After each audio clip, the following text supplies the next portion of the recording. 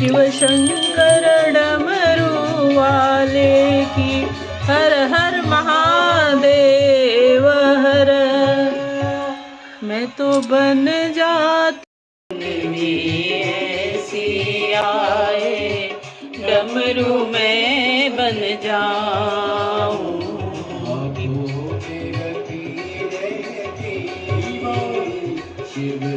शंकर डमरू वाले की हाथों में भगीरथी।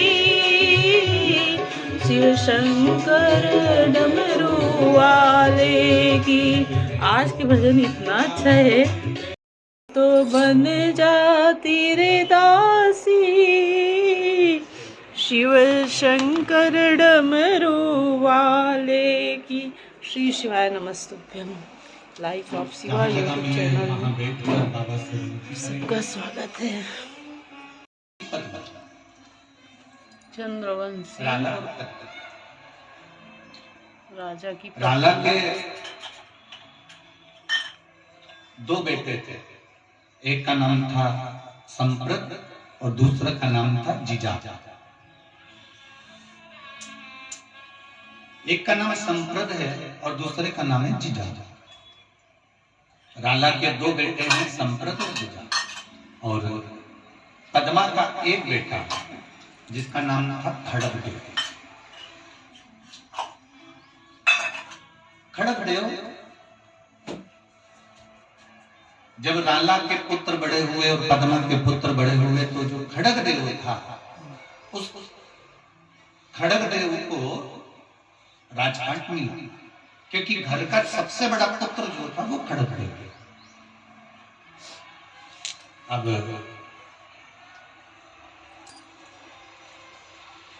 खड़गदेव का विवाह हो गया, उसकी धर्मपत्नी आ गई।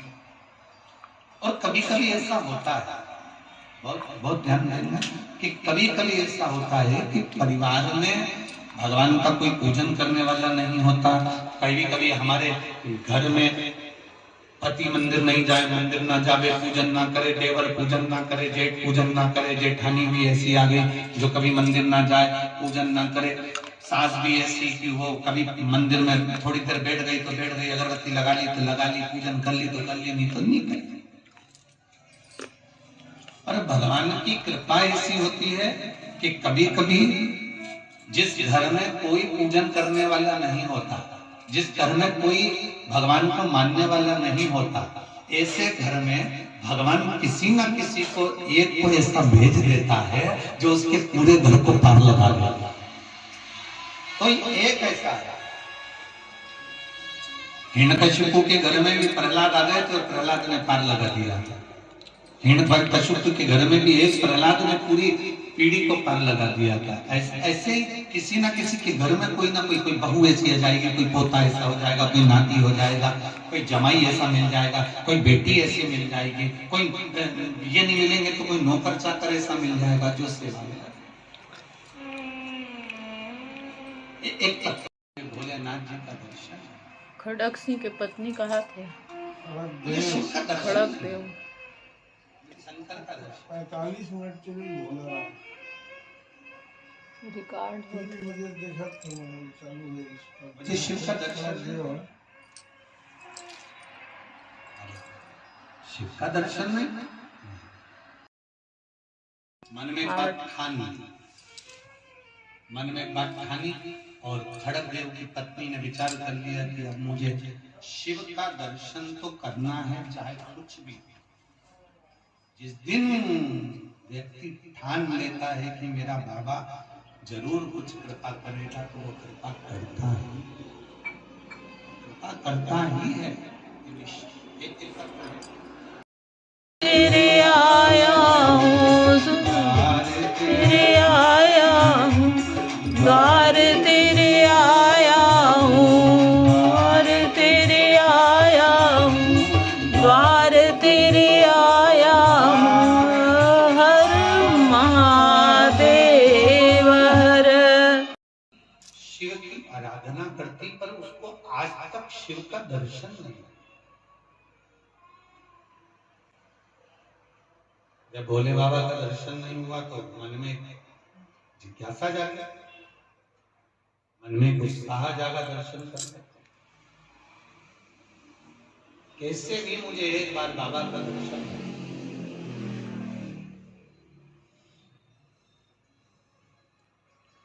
अब करे क्या? उसने सुना, जैसे आप लोग सुने हैं कि शंकर भगवान पर जल चढ़ाने से फल मिलता है, ऐसा उसने भी सुना।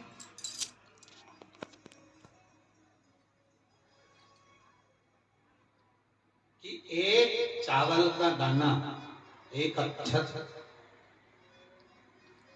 महादेव को अगर चढ़ाया जाता है तो वो अक्षत भगवान शिव का दीदार करा जाता है, भगवान शंकर का दर्शन करा जाता है। अक्षत का मतलब मालूम है ना तुमको? अखंड चावल, चावल हरे ना बिना टूटे। चावल को क्या कहते हैं?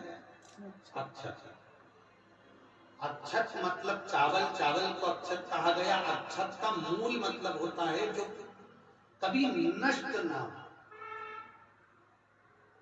क्षय ना हो, जो कभी नष्ट क्षय ना हो, नष्ट ना हो, वो अक्षत की मूल का।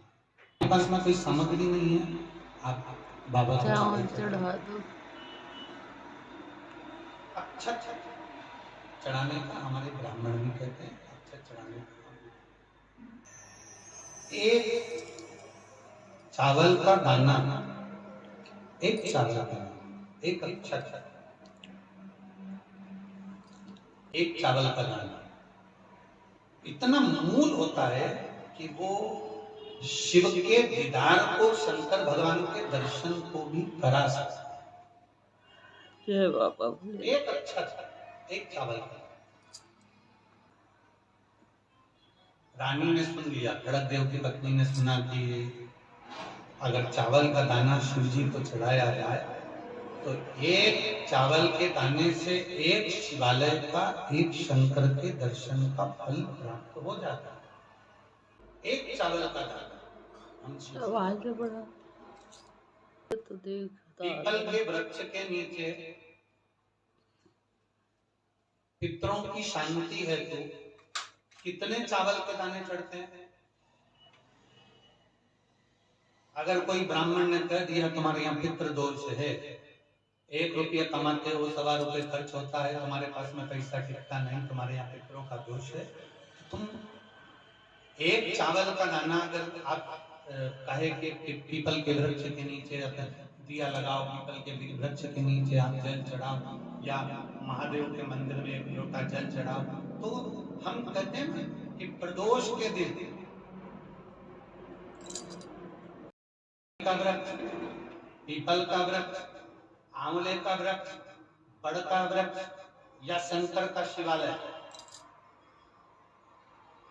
फिर से सुन लेना, पीपल का वृक्ष, बेलपत्र का वृक्ष, आंवले का वृक्ष, बट का वृक्ष या फिर शंकर का शिवालय। जम के बोलो, शिवालय।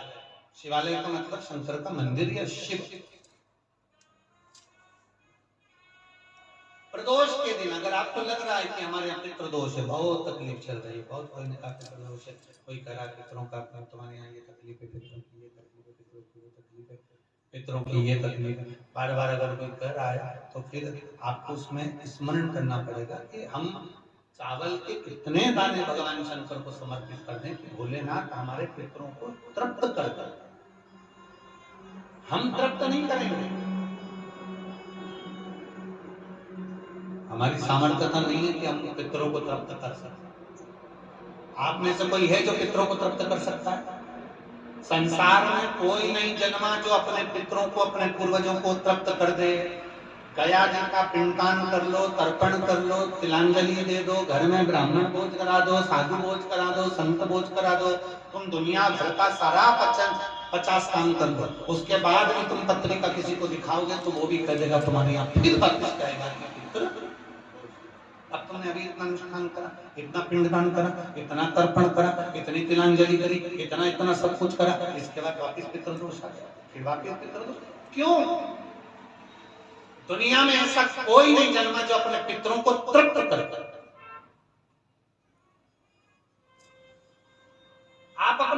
लोगों को तृप्त नहीं करते, जो जिंदा है वो उनको बोलो रे भाई जीजियो सही है।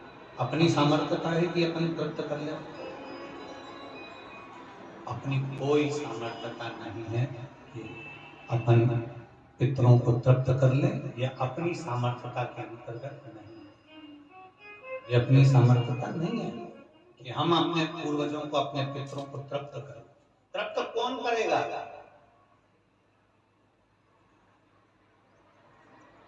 जिनकी शरण में पित्र है। वास्तु के देवता भगवान शंकर, काल सर्प दोष के देवता भगवान शंकर, जितने दोष होते हैं पितृ दोष के देवता भगवान शंकर, तो हम तृप्त नहीं कर सकते। अगर इनको तृप्त करेंगे तो देव आदिदेव महादेव करेंगे। आप 7 चावल के दाने या तो पीपल, बेलपत्र, प्रेशर गला पकड़ रहा होता था, पीपल, बेलपत्र, आंवला, बटवृक्ष या फिर शिवाला, प्रदोष के दिन 7 चावल के दाने आप इन जगह में से कहीं पर भी अगर आप समर्पित कर देते हैं तो उसके बाद आप जो जिंदगी जी रहे हैं और 3 महीने फिर आप अंदाजा लगाकर देखना कि आपने जो 7 चावल के दाने इस स्थान पर अगर आपने समर्पित करे तो उसका फल पितरों को मिला कि नहीं मिला, उसका फल हमें प्राप्त हुआ।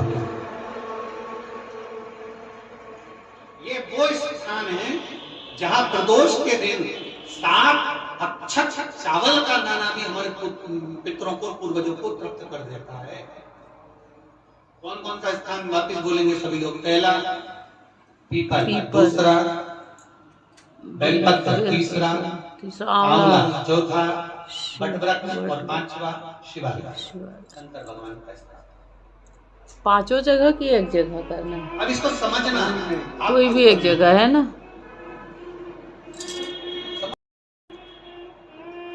शिव कथा था, आपने सुना, सुनने के बाद आपने धारण किया तो उसका फल तुम्हें मिला। धारण करोगे तो फल मिलेगा। एक तत्व है, देखिए, और उसकी पूजन करूंगी तब मेरा महादेव मेरे सामने। आवाज बढ़ा। 1.25 लाख चावल के दाने। श्री शिवाय नमस्तुभ्यं। नमः शिवाय। ओम नमः श्री शिवाय नमस्तुभ्यं। 1 लाख चावल के दाने इकट्ठे। कितने? 1 लाख। 1 लाख चावल के दाने इकट्ठे करे, सफेद वस्त्र में रखे, बेलपत्री उसके नीचे रखी, उसके ऊपर वो चावल की ढेरी बना ली। चावल की ढेरी बनाकर शिवरात्रि का दिन, प्रदोष का दिन, ऐसी कोई प्रदोष नहीं छोड़ी खड़ग देव की पत्नी ने, और ऐसी कोई शिवरात्रि नहीं छोड़ी। प्रत्येक महीने की शिवरात्रि, प्रत्येक महीने की प्रदोष, उस खड़ग देव की पत्नी ने शंकर भगवान की आराधना करना प्रारंभ करी। मेरा महादेव सुनेगा, मेरा महादेव सुनेगा। कुछ नहीं चढ़ाती थी, केवल एक बेलपत्री जो नीचे रखी थी, उसके ऊपर जो शिवलिंग बनाया 1.25 लाख चावल के दाने का, उसके ऊपर एक जनेऊ, और उसके बाद एक घी का दिया लगाकर बैठ जाती भगवान की आराधना करने के लिए। एक दिन खड़ग देव ने पूछ लिया, एक दिन खड़ग देव ने पूछा अपनी पत्नी से, ये क्या कर रही हो? मेरे शंकर को प्राप्त करना है, मुझे शिव का दर्शन करना है। मैंने सुना है 1 चावल के दाने से शंकर के एक शिवालय का दर्शन का फल मिलता है। 1.25 लाख चावल के दाने चढ़ाती हूँ तो 1.25 लाख शिवालय का फल मिलेगा। 1.25 लाख चावल के दाने से। हाँ, जो उसने शिवलिंग का निर्माण करा, आपने दुख को कहा बाबा मुझे तेरा दर्शन करना है। कहते हैं शिव महापुराण की कथा वर्णन करती है, उसी चावल की ढेरी में 1.25 लाख चावल के दाने से लक्षेश्वर महादेव का दर्शन हो गया। आवाज बढ़ा थोड़ा। लक्षेश्वर महादेव का दर्शन हुआ। ऐसे लक्षेश्वर महादेव जो 1 लाख रूप धारण कर उस खड़ग देव की पत्नी के सामने खड़े थे। 1 लाख शिवालय 1,00,000 शिवलिंग 1,00,000 शिवलिंग का निर्माण हो गया उसी जगह पर तुरंत और दर्शन से लक्षेश्वर महादेव। शिव जी ने पूछा क्या चाहती हो राजकुमारी रानी? रानी कहती है कुछ नहीं, आपका दर्शन हो गया और कुछ नहीं। रानी मेरा दर्शन खाली नहीं जाता, मेरा दर्शन खाली नहीं जाता। रानी जब तेरे प्राण छूटेंगे और तेरे पति के प्राण छूटेंगे, तुम दोनों मेरे कैलाश धाम पर मेरे गणों में शामिल होकर मेरी सेवा में तल्लीन रहो, मेरी सेवा में।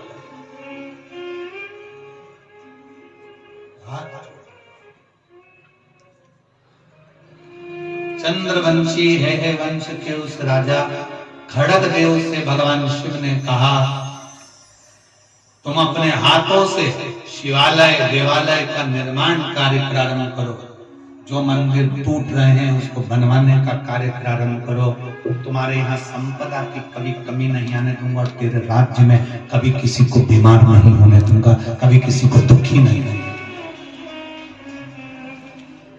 अपनी सोसाइटी में, अपनी कॉलोनी में, अपने नगर में, अपने क्षेत्र में, अपने शहर में, तुम जिस जगह पर रहते हो उस नगर गांव मोहल्ले में अगर शंकर का मंदिर है और उसमें कोई देख रेख नहीं कर रहा तो तुम करो, सफाई नहीं होती तुम करो, बल्ब नहीं लगा, लाइट नहीं लगी तुम लगवा, पंखा नहीं लगा तुम लगवा, पुताई नहीं हो रही तुम करो, उसके मंदिर में जो तुम सेवा करोगे उसके मंदिर को तो तुम चकाचक कर दोगे तो वो भी तुमको चकाचक कर देगा, तुमको खाली नहीं लगेगा।